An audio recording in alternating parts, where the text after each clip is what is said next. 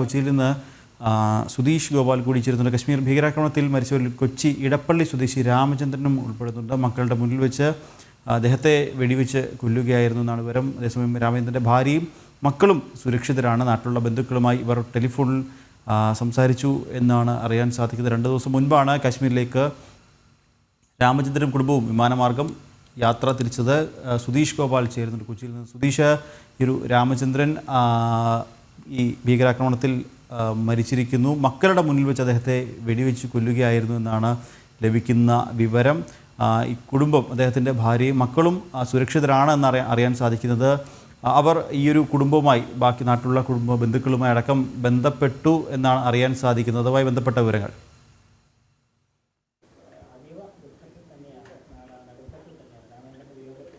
നിഖിൽ, തിങ്കളാഴ്ച രാവിലെയാണ് രാമേന്ദ്രനും ഭാര്യയും മകളുടെ 2 മക്കളും അടങ്ങുന്ന കുടുംബം കാശ്മീരിലേക്ക് പോയത്. അത് ഹൈദരാബാദിൽ ചെന്ന് ഹൈദരാബാദിൽ നിന്നും കാശ്മീരിലേക്കെന്ന നിലയിലാണ് വിമാനമാർഗം എത്തിയത്. ഇന്നലെ ഉച്ചയോടെ അവിടെ എത്തുകയും അവിടെ കുതിരസവാരി അടക്കമുള്ള കാര്യങ്ങൾക്കായി പുറത്തേക്ക് കാറിൽ നിന്നും ഇറങ്ങിയതാണ്. ഈ സമയം രാമേന്ദ്രൻ്റെ ഭാര്യ കാറിൽ തന്നെ വിശ്രമിക്കുകയായിരുന്നു.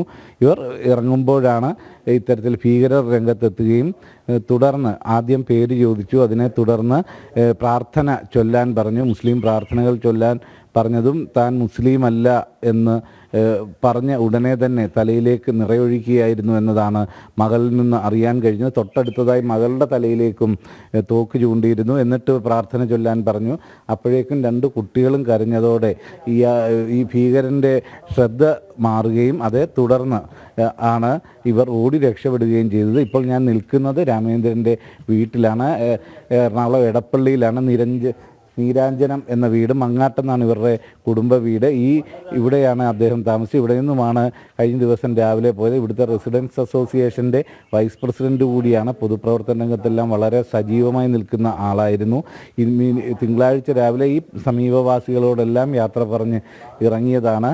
അദ്ദേഹം വളരെ സജീവമായി പൊതുപ്രവർത്തന രംഗത്തുണ്ട്. 1992 ജില്ലാ കൗൺസിലിലേക്കും BJP സ്ഥാനാർത്ഥിയായി മത്സരിച്ചിരുന്ന ഒരു വ്യക്തി കൂടിയാണ്. അതിനുശേഷമാണ് വിദേശത്തേക്കും മറ്റും ജോലിക്കായി പോയത്. വിദേശത്തു നിന്ന് മടങ്ങിയെത്തി വീണ്ടും സജീവമായി പൊതുപ്രവർത്തന രംഗത്ത് നിൽക്കുമ്പോഴാണ് ഇങ്ങനെയൊരു അപകടമുണ്ടാകുന്നത്, അക്രമം ഉണ്ടാകുന്നത്, വളരെ ദാരുണമായി മരണപ്പെടുന്നത്. അദ്ദേഹം ഇവിടെ എല്ലാ NSSൻ്റെ പ്രവർത്തനങ്ങളുമായും മറ്റ് പൊതുപ്രവർത്തന രംഗത്തെല്ലാം തന്നെ വളരെ സജീവമായിരുന്നു. ഇവിടെ സമീപത്തുള്ള ക്ഷേത്ര കാര്യങ്ങളിലും എല്ലാം തന്നെ വളരെ സജീവമായി പ്രവർത്തിച്ചു വന്നിരുന്ന വ്യക്തിയാണ്.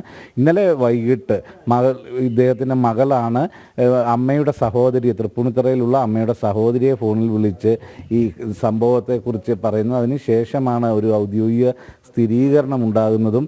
മകൻ ബാംഗ്ലൂരുവിലാണ്. ബാംഗ്ലൂരിൽ നിന്നും ഇന്ന് ഉച്ചയ്ക്ക് 2:30 അദ്ദേഹം കാശ്മീരിലേക്ക് ഇന്നലെ അവിടേക്ക് യാത്ര ചെയ്യാനുള്ള ഒരു സാഹചര്യം ഉണ്ടായിരുന്നില്ല.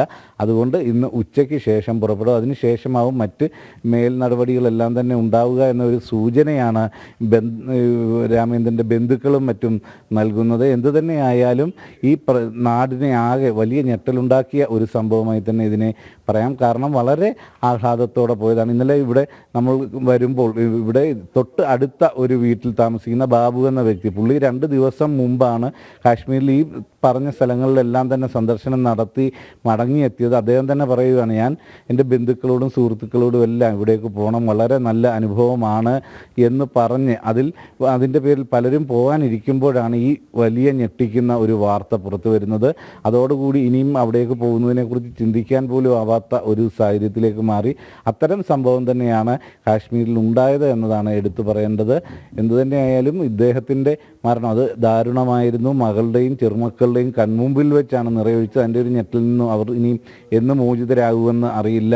ഭാര്യയെ ഇതുവരെയും മരണവിവരം അറിയിച്ചിട്ടില്ല എന്നതാണ് ബന്ധുക്കൾ അറിയിച്ചിട്ടുള്ളത്. കാരണം ഹൃദയ സംബന്ധമായ അസുഖമുള്ളതാണ്.